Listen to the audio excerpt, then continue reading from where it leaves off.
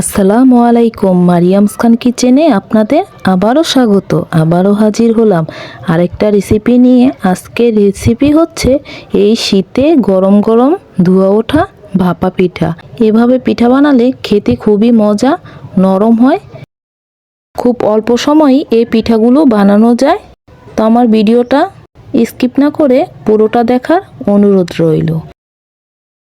একদম সহজ পদ্ধতিতে ভাপা পিঠা বানানো দেখাচ্ছি। এই ভিডিওটা দেখলে যে কেউ ভাপা পিঠা বানাতে পারবে। তো কথা আর বাড়াবো না, চলে যাব মূল উপকরণে। এখানে আমি 700 গ্রাম আতপ চালের গুঁড়া নিয়েছি। তো পরিমাণ মতো লবণ দিয়ে আমি খুব ভালোভাবে মিশিয়ে নিচ্ছি।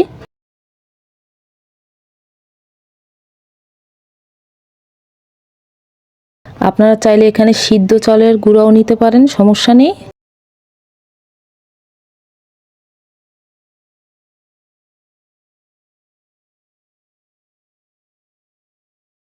এখানে আমি নর্মাল ঠান্ডা পানি নিয়েছি, অল্প অল্প করে মেখে নিচ্ছি। ভাপা পিঠা গুঁড়াটা এটা কিন্তু একদম ভিজাও হবে না, আবার একদম শক্তও হবে না। একটু খেয়াল করলে দেখলেই বুঝতে পারবেন।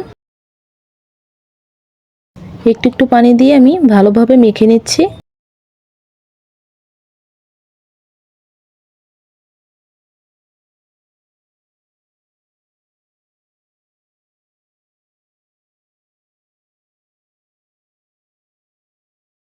দেখুন দেখুন এরকম ভিজা ভিজা হয়েছে।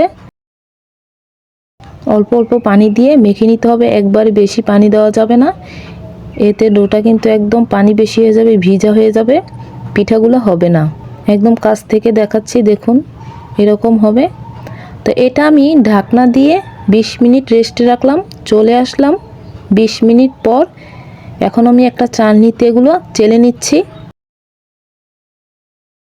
চালনি দিয়ে চাললে গুঁড়াটা একদম মিহি হয়ে পড়ে, এজন্য পিঠাটা অনেক সফট হবে।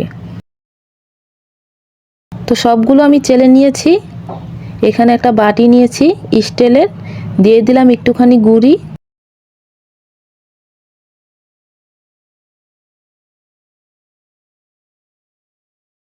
এখানে আমি খেজুরের গুড় নিয়েছি, কেটে ছোট করে নিয়েছি, আর নিয়েছি নারকেল কোড়া। তো একে একে গুড় দিয়ে দিলাম, তারপরে নারকেল কোড়া দিয়ে দিলাম।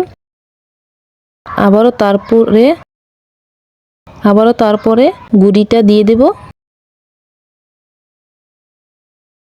আপনারা চাইলে ডাবল করেও দিতে পারেন। তা হালকাভাবে হাত দিয়ে চেপে নিব, বেশি চাপবো না, এতে পিঠাটা কিন্তু শক্ত হয়ে যাবে। তো দেখি বুঝতে পারছেন, একদম হালকাভাবে চাপ দিয়ে নিয়েছি। তো চলে যাব ভাপ দেওয়ার জন্য। এখানে আমি কলস নিয়েছি, আর নিয়েছি ভাপা পিঠা বানানোর খাস। এর ভিতর পাতলা কাপড় নিয়েছি। তো ভাপটা এসে গেছে, এর ভিতর দিয়ে দিলাম পিঠাটা। এবার হালকা বাড়ি দিয়ে চামচ দিয়ে বাটিটা উঠিয়ে নিচ্ছি।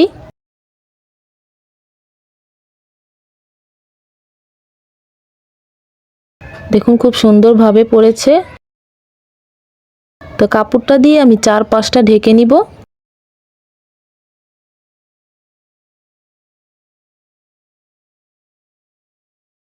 তো এবার ঢাকনা দিয়ে দিলাম, 1 থেকে 2 মিনিট অপেক্ষা করব। তো চলে আসলাম 2 মিনিট পর। দেখুন মাশাআল্লাহ পিঠাটা আমার হয়ে গেছে। তো এবার উঠিয়ে নিচ্ছি, একটা বাটিতে নামিয়ে নিচ্ছি। একটা পিঠা আমি নামিয়ে নিয়েছি। একইভাবে আমি সবগুলো পিঠা বানিয়ে নিয়েছি। দেখুন একটা পিঠাও আমার ভাঙেনি, এর মধ্যে পিঠা কিন্তু খাওয়া হয়ে গেছে। তো একটা পিঠা আমি ভেঙে দেখাচ্ছি, একদম পুর ভর্তি পিঠা। এই শীতে গরম গরম ধোয়া ওঠা পিঠা খেতে খুবই মজা। আমার ভিডিওটা যদি ভালো লাগে প্লিজ লাইক কমেন্ট শেয়ার করে, চ্যানেলে নতুন হয়ে থাকলে সাবস্ক্রাইব করে পাশে থাকার অনুরোধ রইল। তো আজ এ পর্যন্তই, আল্লাহ হাফেজ।